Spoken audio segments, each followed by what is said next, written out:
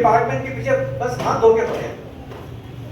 हिंदुस्तान में जिनके टर्नओवर 5 करोड़ से ऊपर है, सॉरी जिनको 5 करोड़ से प्रॉफिट हो रहा है किसी भी संस्था को या किसी कंपनी को या किसी भी पीएसयू को या गवर्नमेंट डिपार्टमेंट को और किसी भी इसको सबको अलाउड है, सबको है कि सबको 10 लाख रुपए मिनिमम CSR में देना है देना। आपको जान के हैरानी होगी, देने वाली कंपनियां ज्यादा हैं और लेने वाले कम हैं। इसलिए मैं सबको बोल रहा हूँ कि ये मत समझना कि चैलेंजेस को मिल रहा है, नवोदय फाउंडेशन को मिल रहा है, इनको मिल रहा है, उनको मिल रहा है, सबको मिल सकता है। अभी ज्योति जी का आया उनका क्या कहते हैं पेट्रोनेट से, कैसे ज्योति जी ने अप्लाई किया, हमको पूरी दिखाया, सब कुछ किया, करते देने वाले तैयार है। हमारे प्रेरित को देखो, ये पूरा इसमें करते हैं। लॉबी नोट वालों को जरूरत नहीं है तो एक ही चीज नहीं किया आज तक, कभी रजिस्ट्रेशन नहीं कराया। इसलिए मेरा रिक्वेस्ट है कि जितने भी एनजीओ हैं, खासकर लोक मंच की तो मैं बात ही करूंगा, उनका तो जो सबसे ऊपर स्थान है। हमारे पास ATG आपके पास 35A है। ATG में क्या होता है, जो आप देते हो उसका 50% डिस्काउंट मिलता है और 35A में जितना आप देते हो 100% डिस्काउंट। FCRA भी है, सब कुछ है। तो आप समझिए कि ये संस्थाएं हैं ये कर सकती हैं। इसीलिए मैं जिनकी संस्थाओं पे 3 साल पूरे हो जाए वो मुझसे बात कर लें, हम उनको जरूर CSR के लिए हमको जरूर हेल्प करेंगे और हम चाहेंगे कि उनको मिले, क्योंकि ये पैसा ना तो मेरी जेब का है ना सरकार की जेब का है। अगर वो इस्तेमाल नहीं करते हैं तो वो पैसा कहाँ जाता है?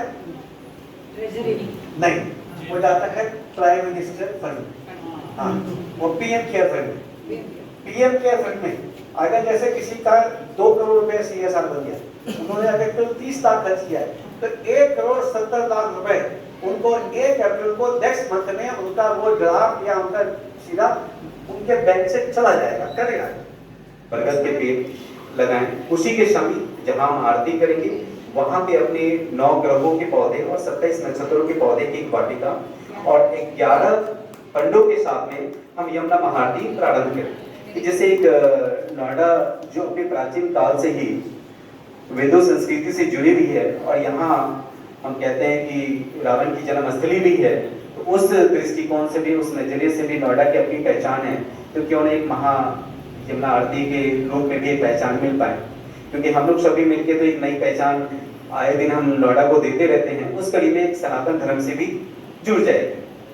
तो हम चाह रहे हैं कि एक बार हम लोग आपस में कुछ विचार विमर्श करके आप सभी की उपस्थिति में इस पे आगे कदम उठाएं और उसको जल्द से जल्द हम शुरुआत करें, क्योंकि सेंट्रल गवर्नमेंट से स्टेट गवर्नमेंट को चला गया है और स्टेट गवर्नमेंट से कभी भी हमें वो परमिशन पर आ सकती है, तो सेंट्रल गवर्नमेंट से तो हो गया।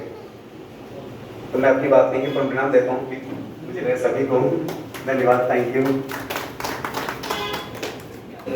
बार बार दिन ये आए, बार बार दिल ये गाए, जियो हजारों साल, happy birthday to you, happy birthday to you, happy birthday to you, happy birthday बारे में नहीं बता रहे और शायद बताने की जरूरत भी नहीं, क्योंकि हम सब जानते हैं अच्छे से। तो लगभग 30 सालों से भी ज्यादा हो गए अशोक जी को इस शहर में काम करते हुए, और शायद एक एक व्यक्ति को इन्होंने पहचान दी है। ऐसा मुझे लगता है कि हम लोग अपने आप में काम करते हैं, बहुत कुछ करते हैं, लेकिन अगर एक व्यक्ति हमारे बारे में बोलने वाला नहीं है तो कहते हैं ना कि जंगल में मोर नाचा किसने देखा, तो वो जो मोर जो नाचता है ना वो अशोक जी की वजह से नाचता है। जहाँ भी हम खड़े होते हैं तो अशोक जी की वजह से वो एक पहचान सबकी बनती है। और ये जो विलेज केयर फाउंडेशन है जो काम करता है, उन्हीं के बच्चों ने ये पेंटिंग बनाई है। और आने वाले 3 दिसंबर वर्ल्ड डिसेबल डे पे फिर से प्रोग्राम होगा जो SSCA कराती है। अशोक जी जानते हैं, मैं दोनों ग्रुप्स को यहाँ पे रिप्रेजेंट कर रही हूँ। तो SSCA प्रोग्राम कराएगी जो वर्ल्ड डिसेबल डे पे होता है, पेंटिंग का कंपटीशन। और आप सभी लोग जो भी स्कूल से जुड़े हैं, जो भी यहाँ पे या जिनके NGO में बच्चे पढ़ते हैं, वो उस कार्यक्रम के लिए अपने बच्चों को भेज सकते हैं। और उसी में से जो टॉप की 40 जो वो होती है पेंटिंग्स होती है जो सिलेक्टेड होती हैं, वो हम अपने ऐसे ऐसे रत्नों को, नवरत्न के रत्नों को हम गोद को देते हैं। तो ये हमारी तरफ से एक छोटा सा तोहफा है। Thank you Ashok, thank you so much. आपके साथ खड़े हो नमस्कार और दीपावली की सबको बहुत बहुत शुभकामनाएं। अशोक जी का जो स्टाइल है आज से 30 साल पहले था, वो आज भी वही स्टाइल है। हाँ, हम लोग 96 में नोएडा लोकमंच में एक साथ जुड़े थे। उस समय काफी कल्चरल एक्टिविटी नोएडा लोकमंच करता था, काफी चेंज हो गई है एक्टिविटी, लेकिन उस समय हम लोग काफी जो कल्चरल प्रोग्राम वगैरह करते थे। जो हमारी संस्था है federation of Noida legend welfare association, actually क्या है कि हमारे नोएडा के अंदर नगर महापालिका नहीं है, तो ये जो हमारी फेडरेशन है वो एज ए नगर महापालिका काम करती है। हमारी इस समय 125 आरडब्ल्यू सैकड़ों की वो हमारी मेंबर हैं। हाई राइज जो अपनी आरडब्ल्यू है एओ है उनको हम मेंबर नहीं बनाते, क्योंकि उनकी रिक्वायरमेंट एकदम डिफरेंट है, उनका नोएडा अथॉरिटी से कोई लेना देना नहीं होता है। हम लोग आरडब्ल्यू के थ्रू जो कंप्लेंट आती है, जो रिक्वायरमेंट होती है, उसको टेकअप करते हैं। और जैसे अशोक ने कहा कि अगर हम लोग अगर जैसे काफ़ी ऐसा नहीं है, अशोक जी कह रहे हैं कि आज आया हूँ, मैं पहले भी कई प्रोग्राम में आया हूँ। और दूसरी बात है, अगर टेलीफोन करके मुझे कहा आप आते थे, नहीं भाई साहब किस बात में कितनी बार आया हूँ मैं। लेकिन अशोक जी आप लोग सब जुड़े हुए हैं, हम भी चाहते हैं कि हमारा एक्टिव जो एनजीओ है, एक देखिए बिगड़ ताकत के कोई किसी को वजन नहीं देता। या तो हम लोग की मीटिंग होती है, हमें तो एक फिक्स है कि हमारी सीओ के साथ मीटिंग होनी है, सारे ऑफिसर्स की होनी है। आप अगर हम लोग अगर वहां पर जाएंगे तो वहां पर मीटिंग में लगना पड़ता है, हम लोग ज्यादा अपने ही बुलाते हैं।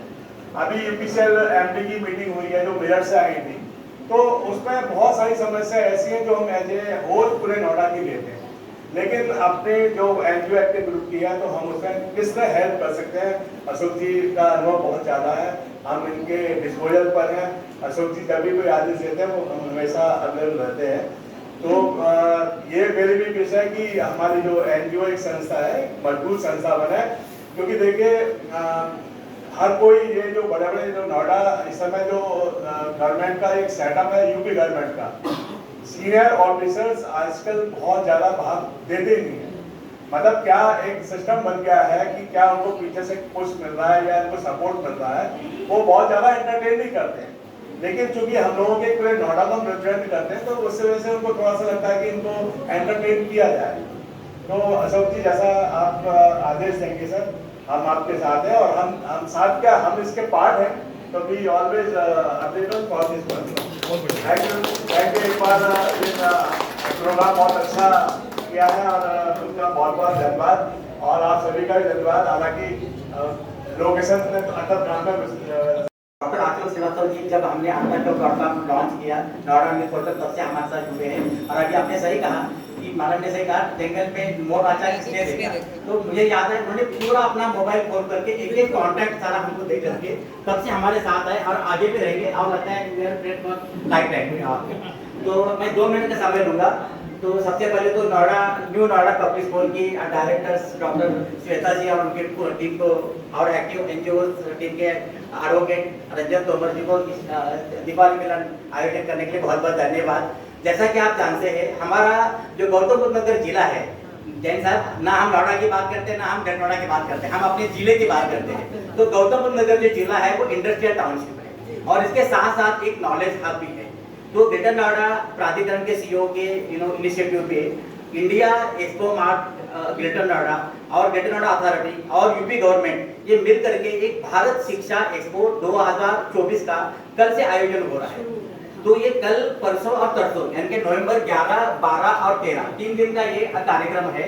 और मुझे ऐसा लगता है कि as a parent, as a school teacher, as a college student, कि वहाँ पे एग्जीबिशन है, कॉन्फ्रेंसेस है, सेमिनार्स है, बहुत कुछ है। और अब ये मेरे ख्याल से कि ये जस्ट बिगनिंग है, और आने वाले समय में ना कि बड़ा ही होता जाएगा। तो मुझे आप सबसे ये निवेदन है, क्योंकि आप सारे एनजीओज है, आप अपने अपने प्लेटफॉर्म पे हमने जो न्यूज डाली है उसको भी आप शेयर करें, और आप इसमें पार्टिसिपेट जरूर करें।